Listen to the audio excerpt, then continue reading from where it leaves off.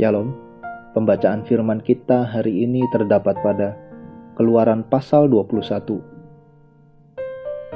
tentang hak budak Ibrani. Inilah peraturan-peraturan yang harus kau bawa ke depan mereka. Apabila engkau membeli seorang budak Ibrani, maka haruslah ia bekerja padamu 6 tahun lamanya. Tetapi pada tahun yang ketujuh, ia diizinkan keluar sebagai orang merdeka, dengan tidak membayar tebusan apa-apa. Jika ia datang seorang diri saja, maka keluar pun ia seorang diri. Jika ia mempunyai istri, maka istrinya itu diizinkan keluar bersama-sama dengan dia.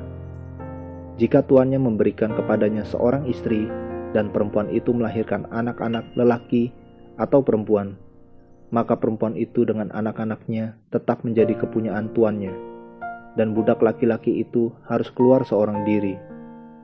Tetapi jika budak itu dengan sungguh-sungguh berkata, "Aku cinta kepada tuanku, kepada istriku, dan kepada anak-anakku, aku tidak mau keluar sebagai orang merdeka," maka haruslah tuannya itu membawanya menghadap Allah, lalu membawanya ke pintu atau ke tiang pintu, dan tuannya itu menusuk telinganya dengan penusuk, dan budak itu bekerja pada tuannya untuk seumur hidup.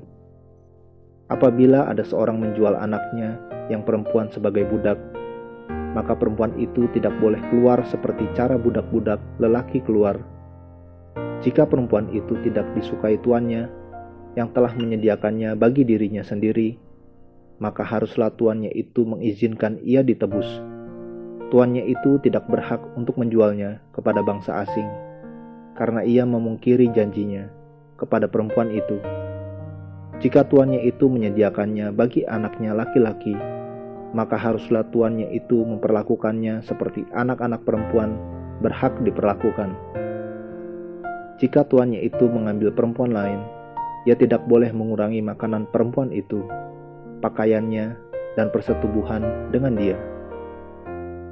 Jika tuannya itu tidak melakukan ketiga hal itu kepadanya, maka perempuan itu harus diizinkan keluar dengan tidak membayar uang tebusan apa-apa. Peraturan tentang jaminan nyawa sesama manusia. Siapa yang memukul seseorang sehingga mati, pastilah ia dihukum mati. Tetapi jika pembunuhan itu tidak disengaja, melainkan tangannya ditentukan Allah melakukan itu, maka aku akan menunjukkan bagimu suatu tempat kemana ia dapat lari. Tetapi apabila seseorang berlaku angkara terhadap sesamanya, hingga ia membunuhnya dengan tipu daya, maka engkau harus mengambil orang itu dari mezbahku, supaya ia mati dibunuh. Siapa yang memukul ayahnya atau ibunya, pastilah ia dihukum mati. Siapa yang menculik seorang manusia, baik ia telah menjualnya, baik orang itu masih terdapat padanya, ia pasti dihukum mati. Siapa yang mengutuki ayahnya atau ibunya, ia pasti dihukum mati. Apabila ada orang bertengkar dan yang seorang memukul yang lain dengan batu atau dengan tinjunya, sehingga yang lain itu memang tidak mati, tetapi terpaksa berbaring di tempat tidur, maka orang yang memukul itu bebas dari hukuman. Jika yang lain itu dapat bangkit lagi dan dapat berjalan di luar dengan memakai tongkat, hanya ia harus membayar kerugian orang yang lain itu, karena terpaksa menganggur, dan menanggung pengobatannya sampai sembuh. Apabila seseorang memukul budaknya laki-laki atau perempuan dengan tongkat, sehingga mati karena pukulan itu, pastilah budak itu dibalaskan. Hanya jika budak itu masih hidup sehari dua, maka janganlah dituntut belanya, sebab budak itu adalah miliknya sendiri. Apabila ada orang berkelahi, dan seorang dari mereka tertumbuk kepada seorang perempuan yang sedang mengandung, sehingga keguguran kandungan, tetapi tidak mendapat kecelakaan yang membawa maut, maka pastilah ia didenda sebanyak yang dikenakan oleh suami perempuan itu kepadanya, dan ia harus membayarnya menurut putusan hakim. Tetapi jika perempuan itu mendapat kecelakaan yang membawa maut, maka engkau harus memberikan nyawa ganti nyawa, mata ganti mata, gigi ganti gigi, tangan ganti tangan, kaki ganti kaki, lecur ganti lecur. luka ganti luka, bengkak ganti bengkak.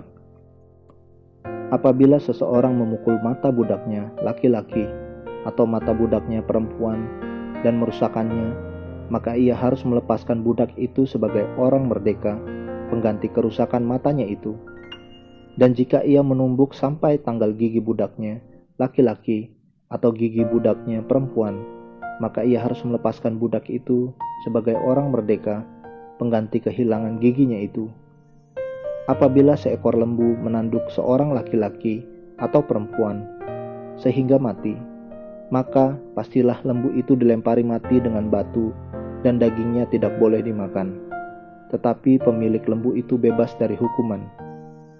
Tetapi jika lembu itu sejak dahulu telah sering menanduk dan pemiliknya telah diperingatkan, tetapi tidak mau menjaganya, kemudian lembu itu menanduk mati seorang laki-laki atau perempuan, maka lembu itu harus dilempari mati dengan batu, tetapi pemiliknya pun harus dihukum mati. Jika dibebankan kepadanya uang pendamaian, maka haruslah dibayarnya segala yang dibebankan kepadanya itu sebagai tebusan nyawanya. Kalau ditanduknya seorang anak laki-laki atau perempuan, maka pemiliknya harus diperlakukan menurut peraturan itu juga. Tetapi jika lembu itu menanduk seorang budak laki-laki atau perempuan, maka pemiliknya harus membayar 30 sikal perak kepada tuan budak itu, dan lembu itu harus dilempari mati dengan batu.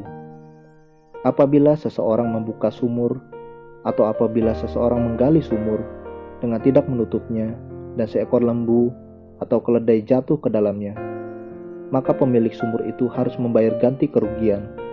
Ia harus mengganti harga binatang itu dengan uang kepada pemiliknya, tetapi binatang yang mati itu menjadi kepunyaannya.